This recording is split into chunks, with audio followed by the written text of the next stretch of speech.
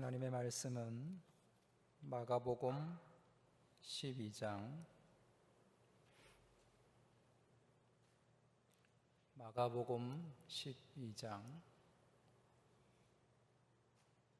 13절부터 17절 말씀까지입니다. 제가 가진 성경 신약 76페이지에 있습니다. 마가복음 12장 13절부터 17절 말씀까지 한 절씩 서로 교독하고 마지막 17절은 함께 읽도록 하겠습니다. 제가 13절 읽습니다. 그들이 예수의 말씀을 책 잡으려 하여 바리새인과 헤롯 땅 중에서 사람을 보내매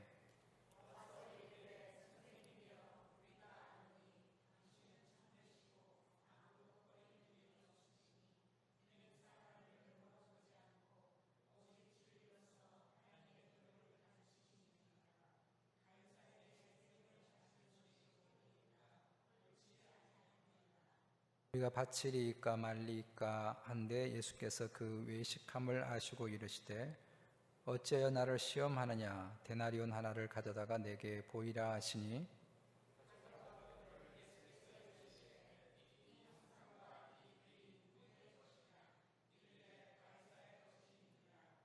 이에 예수께서 이르시되 가이사의 것은 가이사에게 하나님의 것은 하나님께 바치라 하시니 그들이 예수께 대하여 매우 놀랍게 여기더라. 아멘. 우리 한국처럼 이념 갈등이 심한 나라는 아마 없을 것 같습니다. 우리 한국에서 있는 여러 정치적인 이념 갈등은 단순한 탁상 논쟁이 아니고 같은 형제끼리 총칼을 겨누었던 전쟁의 아픔을 겪어왔기 때문에 그 어떤 나라보다 정치적인 이념 갈등에 대해서 굉장히 예민합니다.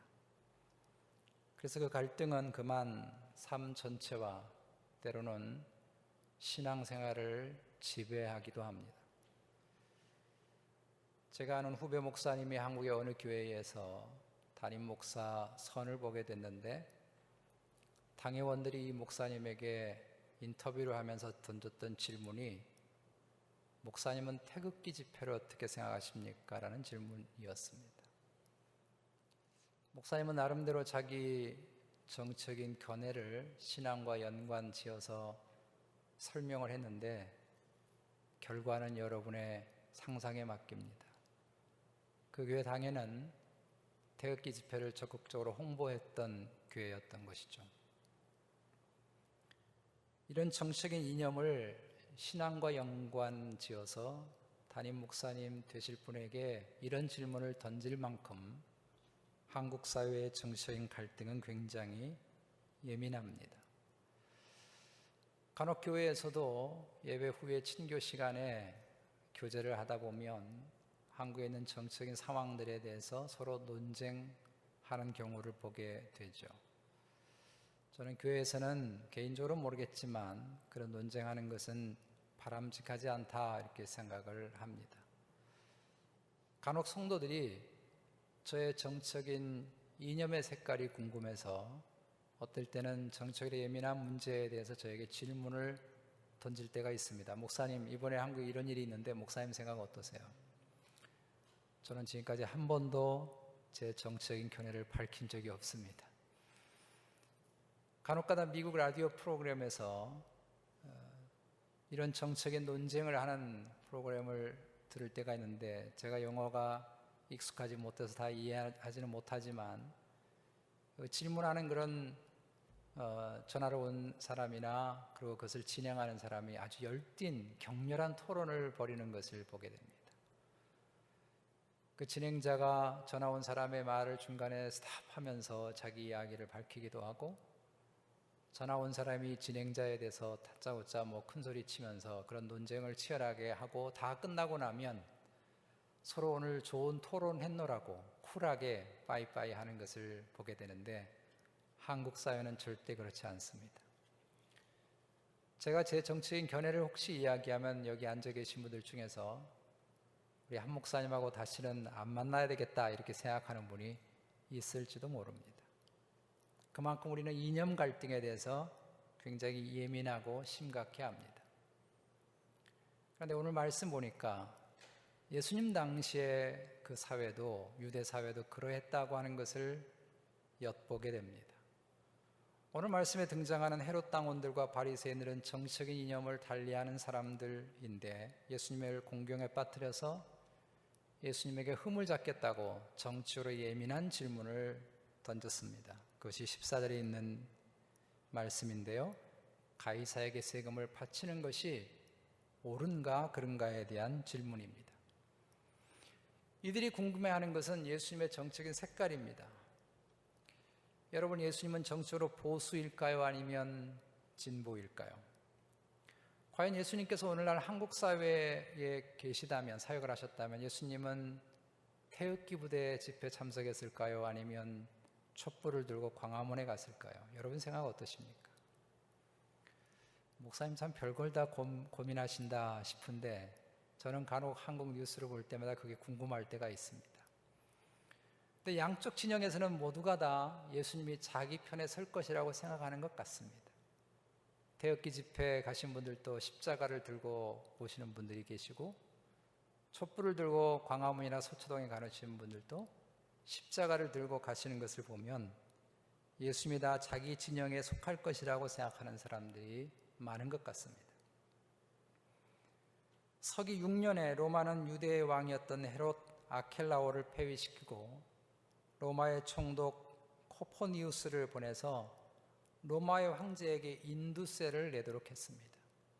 이 인두세라고 하는 것은 남자는 12살, 여자는 14살부터 55세 혹은 65세까지 그 사람의 소득과 아무런 상관없이 1인당 반드시 내야 하는 그런 세금입니다.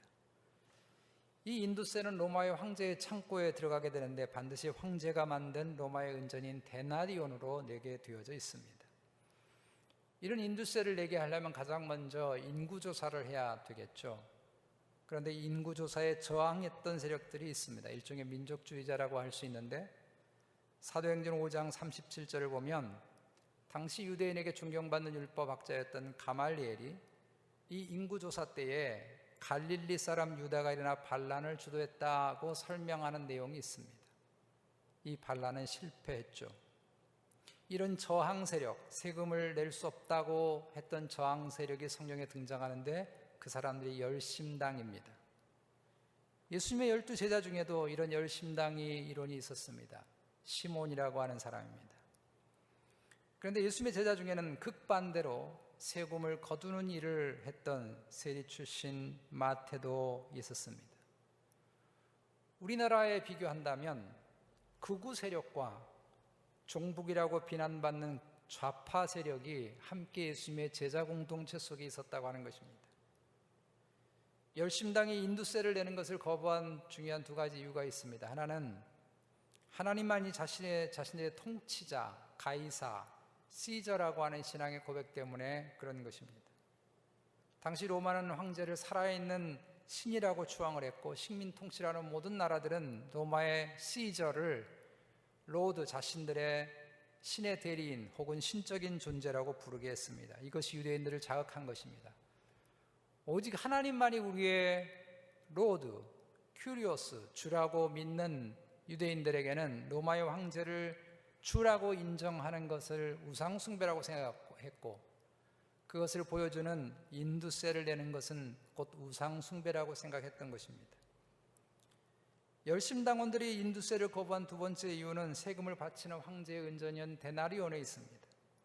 오늘 말씀에도 예수님께서 데나리온을 보여달라 이렇게 말씀하고 있는데 이 은전에는 왕관을 쓴 황제의 흉상이 그려져 있고 글이 적혀 있습니다. 그 글은 티벨리우스 황제는 신적인 아우구스투스의 아들로서 신적인 존재다, 이런 글이 적혀 있습니다. 이 글이 적힌 은전을 로마의 황제에게 바치는 것은 이 글을 인정하는 것이어서 곧 우상숭배라고 생각을 했기 때문에 열심당원들은 목숨을 내걸고 인두세를 거부한 것입니다. 이런 열심당원처럼 인두세를 적극적으로 거부하는 것은 아니지만 이런 인두세를 내는 것을 굉장히 불편하게 생각했던 사람들이 바리새인들입니다. 그들은 어쩔 수 없이 세금을 납부하는 사람들이 많이 있었지만 실제로는 황제에게 세금을 납부하는 것, 인두세를 내는 것을 마음 편하게 생각하지 않았습니다. 그래서 바리새인들에게 황제에게 세금을 바치느냐 마느냐 하는 것은 굉장히 민감한 정치적인 문제였습니다. 반면에 오늘 본문에 등장하는 헤롯 당은 친로마적인 정치 집단들입니다. 이들은 로마를 등에 업고 과거에 헤롯 대왕이 이루었던 거대한 헤롯의 왕국을 다시 이루고 싶어 했기 때문에 그들은 적극적으로 세금 내는 일을 당연시했습니다. 그러니까 복음서에 등장하는 여러 이 계파들을 한국의 정치적인 스펙트럼에 비교를 해보자면 열심당은 오늘의 극좌파라 할 수 있고 헤롯 당은 극우파라 할 수 있고 사두개인들은 애매한 우파라 할 수 있고 바리새인들은 중간에 애매한 좌파라 할 수 있습니다. 그래서 오늘 본문에 등장하는 헤롯 당과 바리새인들은 정치로 어울리지 않는 사람들이다. 근데 이 두 사람들이 짝짝꿍이 된 것입니다. 왜냐하면 공공의 적이 생겼습니다. 그 공공의 적은 예수 그리스도이십니다. 예수님이 이 정치로 견해를 달리하는 사람들의 공공의 적이 된 것은 예수님께서 이 모두의 일들에 동의하지 않았을 뿐만 아니라 예수님이 전파하신 하나님의 나라가 이들 모두의 가시와 같았기 때문에 그런 것입니다. 그래서 이들은 예수님을 공경에 빠뜨려서 법에 고소할 흠을 잡겠다고 가이사에게 세금을 바치는 것이 옳은가 질문한 것입니다. 참으로 곤란한 질문입니다. 바치라고 하면 유대인들이 굉장히 존경하는 이 바리새인들이 들고 일어날 것입니다. 우상 숭배를 주장했다고 말할 것이고, 바치지 말라고 그런다면 헤롯 당이 로마 황제를 반역했다고 해서 총독에 고소할 판입니다. 이때 예수님께서 답을 주셨습니다. 유명한 답이죠. 17절. 이에 예수께서 이르시되 가이사의 것은 가이사에게, 하나님의 것은 하나님께 바치라. 많은 사람들이 예수님이 하셨던 이 답은 정교 분리의 원칙을 말하는 것이다 라고 생각합니다. 정교 분리의 원칙이라고 하는 것은 정치와 종교는 다른 영역에 있는 것이고 서로에게 자유가 보장되어 있어야 되고 서로는 간섭하면 안 된다라는 원칙인 것이죠. 가이사의 나라가 있는 것이고 하나님의 나라가 따로 있는 것이다. 종교와 정치에 별개의 영역이 있다라고 이 본문을 그렇게 이해합니다. 그래서 기독교인들은 정치적인 이념이나 정치적인 일에 대해서 어느 정도 선을 두어야 한다고 생각을 하고 주장하기도 합니다. 나라 일에 대해서, 정치 지도자에 대해서 가만히 앉아서 기도만 하면 되지 촛불 들고 광화문 나가면 안 되고 피켓 들고 나가면 안 되고 그렇다, 데모하면 안 된다, 이렇게 주장했습니다. 그러나 불행하게도 이런 정교 분리의 원칙은 기독교가 세속 정치의 불의를 묵인하고 혹은 타협하는 길을 만들었습니다. 더욱이 사도 바울이 로마서 13장 1절에서 모든 권세는 다 하나님께로부터 나온다고 하는 말씀을 오해해서 기독교가 세상의 권력이 그 어떤 권력이든지 간에 그 권력을 다 인정하고 아부했던 것입니다. 지난 한국의 군사정권 시절에 많은 대형교회 목사님들이 군사정부에 아부했고 그들을 하나님의 이름으로 축복했고, 그들이 옥에 갇혔을 때 찾아가서 심지어 예수님의 십자가의 고난에 그들을 비교하면서 위로했던 웃지 못할 아부를 떨기도 했습니다. 그래서 오늘 주님의 말씀을 오해로 지난날 교회는 정교 분리가 아니고 너무 우습게 정교 유착을 가져오기도 했습니다. 그러나 주님은 이 땅에서 사역하시면서 불의한 정보에 대해서 아부를 하신 적이 없습니다. 오히려 그들의 잘못을 강하게 비판하셨고 로마에 아첨하면서 자신의 권력을 유지하려고 했던 헤롯을 누가복음 13장 32절에서 여우라고 비난하셨습니다. 그러므로 오늘 주님의 말씀, 가이사의 것은 가이사에게, 하나님의 것은 하나님께 바치라고 하는 이 답은 정교 분리의 원칙이라고 이해해서 기독교인들은 세상의 불의한 정보에 대해서 그냥 눈 감고 기도만 하면 되지 간섭하면 안 된다라고 해석해서는 안 될 것입니다. 또 주님의 이 답을 두 정치적 이념의 중간에서 아주 교묘하게 대답을 피해간 그런 야비한 답이다, 이렇게 여러분이 이해해서도 안 됩니다. 주님이 세금을 바치라고 직접적으로 말씀한 것도 아니고 바치지 말라고 말씀한 것도 아니고 아주 얄밉게도 중간에 아주 피할 길을 내셔서 살짝 피해간 답이다, 이렇게 여러분 이해해서도 안 됩니다. 그걸 지혜롭게 여겼다, 그래서 사람들이 놀랐다, 여러분 절대 이렇게 이해하시면 안 됩니다. 예수님은 사람들의 비유를 마치기 위해서 말씀하시거나 사역하시거나 머리를 굴리시지 않으셨습니다. 그럼 도대체 주님께서 답하신 가이사의 것은 가이사에게, 하나님의 것은 하나님께 바치라고 하는 이 답은 무엇을 말씀하는 걸까요? 그리고 오늘날 로마의 지배를 받지도 않고 가이사가 존재하지도 않는 이 21세기를 살아가는 우리들에게 주님은 이 말씀을 통해서 도대체 무엇을 우리에게 말씀하시는 걸까요? 가장 먼저는 주님, 우리가 살아가는 이 세상의 현실의 나라, 이 세상의 나라에 대해서 관심을 갖고 이 땅에서 그리스도인으로 해야 할 의무, 빛과 소금의 역할을 하라고 말씀하시는 것입니다. 주님이 데나리온을 가져오게 하시고는 이 은전의 형상과 글이 누구의 것이냐고 물으셨죠. 당연히 그 은전에는 로마의 황제의 형상과 글이 새겨져 있습니다. 사람들이 답했습니다. 가이사의 것입니다. 그래? 그러면 가이사의 것은 가이사에게 바쳐야지. 이 말씀은 지금 아무리 로마의 지배하에 있는 정치적인 현실이 그들의 마음에 들지 않는다 할지라도 지금 이 땅에서 살아가면서 얻는 모든 경제적인 이득은 로마의 정부의 법칙에 따라 얻어지는 이득임을 지적하신 것입니다. 데나리오 은전에 세워진 형상은 소유가 되었다는 의미입니다. 지금 로마의 지배를 받고 있는 모든 나라들은 로마의 황제의 권한 하에 있고 그의 정치적인 혜택 안에 있다는 것입니다. 그러므로 싫든 좋든 그 정부가 내게 마음에 들든 들지 않든 로마의 화폐를 통해서 경제적인 이득을 얻고 있는 한은 그 형상의 주인에게 받는 혜택을 합법적으로 지불해야 한다라고 주님 말씀하는 것입니다. 이것을 우리에게 적용해 보자면 내가 민주당 소속이든 공화당 소속이든 상관없이, 지금의 대통령이 민주당이든 공화당이든 상관없이 우리가 미국이라고 하는 국가와 헌법 아래 혜택을 누리고 있는 한은 정치적인 이념을 떠나서 우리가 미국의 법을 준수하며 살아야 하고 정직하게 이 땅에서 살아가야 한다는 것입니다. 이것이 사도 바울이 로마서 13장 1절에서 위에 있는 권세들에게 복종하라고 하는 말씀의 핵심입니다. 한 걸음 더 나가서 예수님께서 가이사의 것은 가이사에게라고 하는 이 원리를 우리 신앙생활 속에 적용을 해보자면, 담임 목사님이 내 마음에 들든 안 들든 상관없이 우리들의 진정한 주인은 하나님이시기 때문에 하나님 앞에서 해야 할 일을 해야 한다는 것입니다. 목사님 마음 안 든다고, 교회에서 누군가가 마음에 안 든다고 오늘 기분 나빠서 예배 안 드려, 예배 소홀할 수 있습니까? 내가 기분 나빠서 헌금 안 해, 그렇게 할 수 있습니까? 내가 기분 나빠서 기도 생활 안 할 거야, 그렇게 할 수 있느냐고요? 할 수 없습니다. 절대 그렇게 해서는 안 된다는 것입니다.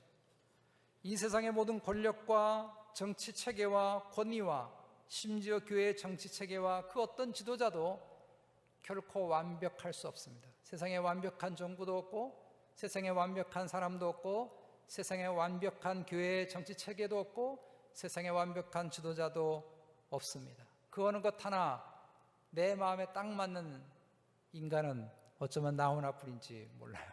아무도 없어요, 여러분. 이런 꾸며낸 이야기가 있습니다. 어떤 성도가 유람선 여행을 하다가 배가 전복이 돼서 혼자만 살아남아 무인도에 1년을 살게 되었다고 합니다. 1년 뒤에 다행히 지나가는 배에 의해서 이 사람이 발견됐는데, 사람들이 가서 보니까 통나무에 예쁜 집을 지어놓고 사는데 그 앞에 십자가가 달린 예배당이 2개나 있었던 것입니다. 사람들이 물었습니다. 아니, 혼자 사시는데 왜 예배당은 2개입니까? 그랬더니 이 사람이 처음에 이 교회를 세우고 혼자 예배를 드렸는데 어느 날 기분이 나빠가지고 옆에 교회로 따로 옮겼다는 것입니다. 여러분, 내 자신도 마음에 안 드는 것입니다. 이 세상에 내 자신도 마음에 안 드는데 어떻게 남이 마음에 들겠어요? 누군들 마음에 차겠으며, 어느 정치인들 다 내 마음에 들겠으며, 어느 정치 체계인들 다 내 마음에 들겠느냐고요. 나도 내 마음에 안 들 때가 있는데. 그러니 내 마음에 들지 않는다고 신앙생활 안 할 수 있습니까? 교회들 다 문제 있다고 내가 신앙생활 포기할 수 있습니까? 정치가 마음에 안 들고 정치 지도자가 마음에 안 든다고 해서 내가 불법을 행해도 됩니까? 총 들고 막 사람 쏘아 죽여도 되느냐고요? 절대 그럴 수 없습니다. 주님이 가이사의 것은 가이사라고 하는 이 말씀을 통해서 우리가 비록 이 한계적인 세상이고 불완전한 세상이지만 가이사의 나라, 이 세상의 나라에 발을 딛고 살아가는 한은 이 땅에서 해야 할 그리스도인으로서의 삶의 의무를 당연히 지불하고 해야 함을 가르쳐 주십니다. 왜 그런가 하면 비록 가이사가 지배하는 이 땅이지만 이 세상도 결국 하나님의 것인 줄로 믿습니다. 이것이 로마서 13장 1절에 위에 있는 권세들에게 복종하라고 하는 말씀의 핵심입니다. 세계 최대 장로교회가 한국에 있습니다. 그런데 그 교회에서 일어난 담임 목사 세습의 문제를 두고 지난 2년간 사회적인 이슈가 되었습니다. 그런데 이번 교단 총회에서 결국은 교단법을 초월해서 편법적으로 세습을 인정해 주기로 결정을 했습니다. 이 문제가 불거졌을 때 그 속한 교회 성도들이 이렇게 말을 했습니다. 우리 교회 문제를 왜 다른 교회가 이래라 저래라 간섭하느냐.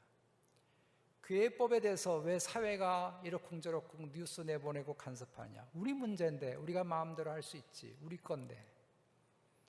여러분, 이 말은 대단히 잘못되었습니다. 가이사의 것은 가이사의 것이 아닙니다. 가이사의 것을 가이사에게 바치라고 하시는 말씀의 핵심을 무시하는 것입니다. 초대 예루살렘 교회는 사도행전 2장 47절에서 온 백성들에게 친송을 받았다고 말씀하고 있습니다.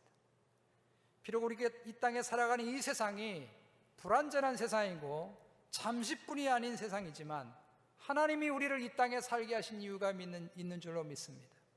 가이사의 것은 가이사에게 성실하게 돌려줄 수 있는 그런 좋은 기업인, 좋은 학생, 좋은 직장인, 좋은 사회인이 되는 것이 이 땅에 하나님의 영광을 돌려드리는 그리스도인의 삶의 법칙인 줄로 믿습니다. 두 번째로, 주님의 이 말씀은 그러나 우리가 진정으로 추구할 세상은 하나님의 나라라고 하는 것을 가르쳐 주십니다. 우리 성경에 나와 있지 않습니다마는 17절에서 가이사의 것은 가이사에라고 하는 이 말씀과 하나님의 것은 하나님께 바치라고 하는 이 말씀 사이에 헬라어 카이라고 하는 접속사가 있습니다. 이 카이라고 하는 접속사는 대부분 그러나 그리고 and라고 번역을 해요. NIV 영어 성경은 and라고 번역이 되어 있어요. 근데 문장 흐름상 때때로 그러나로 번역할 수 있습니다. 오늘 본문 17절은 문장의 흐름상, 그러니까 주님께서 강조하려고 하는 것이 가이사의 것은 가이사의가 아니고 하나님의 것은 하나님의 것이라고 하는 이 말씀을 주님이 말씀하시려고 하는 것이기 때문에 그러나로 번역해야 옳다고 저는 생각합니다. 주님 말씀하려고 하는 핵심은 가이사의 것은 가이사의가 아니고 하나님의 것은 하나님의 것이라는 것입니다. 주님은 하나님의 것을 하나님께 돌려라 이 말씀을 하시려고 가이사의 것은 가이사에게라는 말씀을 하신 것입니다. 데나리온 속에 있는 화상에 황제가 형상이 새겨져 있는 것 때문에 가이사의 소유라고 하는 것을 의미했다고 한다면 가이사의 것은 가이사에게 돌리는 것이 옳다고 주님 말씀하는 것입니다. 그렇다면 우리에게 무슨 형상이 있느냐는 것입니다. 우리에게는 어떤 형상이 있느냐는 것입니다. 우리에게는 하나님의 형상이 있는 줄로 믿습니다. 그러므로 우리는 하나님의 소유인 줄로 믿습니다. 우리가 이 땅에 어디에 속했든지 간에 우리 모두는 하나님의 형상으로 지음받은 하나님의 소유입니다. 지금 로마의 지배를 받고 있는 모든 나라들은 로마의 황제의 권한 안에 소유된 백성입니다. 싫든 좋든지 간에 그 권한 안에 소속되어 있다고 한다면 그 권한을 통해서 입는 혜택에 대해서 돌려주는 것이 합당하다고 주님이 말씀하는 것을 통해서 너희에겐 도대체 누구의 형상이 있느냐고 질문을 던지신 것입니다. 우리에게는 하나님의 형상이 있습니다. 그리스도에게는 더 큰 형상이 있는 것입니다. 우리가 이 땅에서 무엇을 하든 무엇을 판단하든 무엇을 추구하든지 간에 우리를 지배하는 분은 우리 하나님이신 줄로 믿습니다. 우리의 모든 지배권이, 모든 주권이 하나님께 있는 줄로 믿습니다. 그래서 주님 말씀하는 것입니다. 먼저 그의 나라와 그의 의를 구하라. 한 사람의 모험적인 사람을 생각해 보겠습니다. 북왕국 이스라엘 왕들 중에 가장 악한 왕과 왕비가 아합과 이세벨입니다. 북왕국 이스라엘을 온통 바알과 아스라 우성으로 뒤덮어 놓은 지도자들입니다. 이런 악한 왕과 왕비가 있었던 이 악한 정부에서 궁궐의 살림살이를 맡고 있었던 충실한 신하가 있었습니다. 오바댜라고 하는 신하입니다. 성경은 그를 가리켜서 여호와를 지극히 경외하는 사람이다고 말씀합니다. 그런 나라의 살림살이를 책임지면서 7년 동안 있었던 기근의 백성들에게 마실 물을 구하기 위해 이것저것 다니면서 애를 썼던 사람입니다. 그런데 그가 했던 가장 큰 일은 이세벨이 모든 하나님의 선지자를 다 죽이고 쫓아냈을 때 몰래 선지자 100명을 데리고 50명씩 동굴에 넣고 그들을 먹을 것을 제공하고 그들을 살려준 것입니다. 그는 분명히 세속 왕궁의 악한 왕국에서 일을 했습니다. 백성들을 위해서 왕궁의 살림살이를 관리하는 공무원으로서 충실하게 그렇게 살았습니다. 가이사의 것은 가이사에게 돌린 것입니다. 그러나 그가 인생의 결정적인 순간에 무엇인가를 결정하는 중요한 기준은 가이사가 아니었습니다. 하나님의 것은 하나님께 돌려드렸습니다. 이 결단은 매우 위험한 일입니다. 이세벨이 누굽니까? 엘리야 선지자까지 죽이려고 했던 악한 왕비입니다. 그러나 오바댜는 하나님 말씀에 귀를 기울였습니다. 하나님의 법칙에 따라 산 것입니다. 비록 그 사람이 한 사람의 정치인으로 악한 왕 밑에서 백성들을 섬기게 한 상황 속에 있었지만 그의 삶의 주인은 결코 이세벨이 아니었습니다. 그의 삶의 오너는, 그의 삶의 보스는 결코 아합이 아니었습니다. 비록 당장 눈에 보이는 이 세상은 이세벨이 지배하는 세상 같아요. 그러나 오바댜는 눈을 들어 보이지 않는 하나님의 세계를 보았고 그런 영원한 가이사이신, 영원한 주인이신 하나님의 나라를 위해서 산 것입니다. 이것이 모든 그리스도인들이 하나님의 것은 하나님께 드려야 할 삶의 방식인 줄로 믿습니다. 제가 처음 설교를 시작할 때 예수님의 제자들 중에는 정치적인 견해를 달리한 제자들이 있다고 말씀드렸죠. 제자들 중에서는 극좌파인 시몬도 있었고 로마에서 일을 했던 극우 세력이었던 세리마테도 있었습니다. 이들이 어떻게 한 밥상 공동체를 이룰 수 있었을까요? 이들이라고 해서 밥상에서 정치 얘기 안 했겠습니까? 우리 한국 남자들은요, 군대 얘기, 정치 얘기 빼면 할 말이 별로 없는 사람들이에요. 그리고 살아요 모였다 하면. 그런데 예수님의 제자들이라고 해서 이 민감한 시기에 이런 얘기 안 했겠습니까?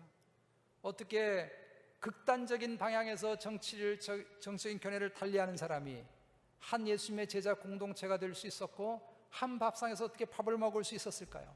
그들은 이 속에서 잠시뿐이 아닌 이 가이사의 나라를 본 것이 아니고 영원한 하나님의 나라를 본 것입니다.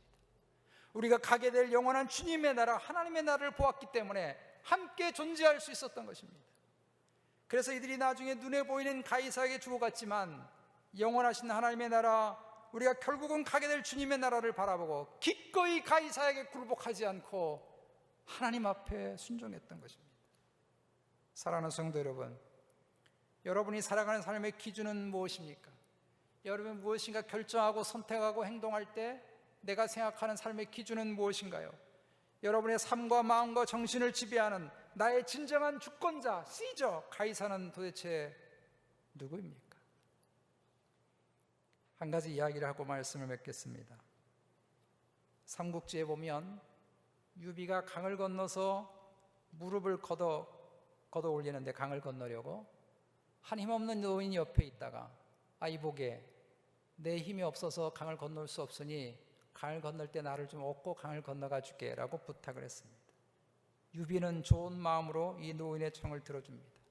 그래서 이 노인을 등에 업고 힘겹게 강물을 건너 반대편에 갔습니다. 막 내려드리려고 하는데 이 노인이 이렇게 얘기하는 것입니다. 여보게 미안하네. 내 깜빡 잊고 강 건너에 내 짐을 놔두고 그냥 왔네. 짐을 좀 가져다 주겠나. 그래서 유비가 이 노인을 내려놓고 짐을 가지려고 그랬더니 이 친구야, 나를 내려놓고 그냥 혼자 가면 어쩌나 이러는 거예요.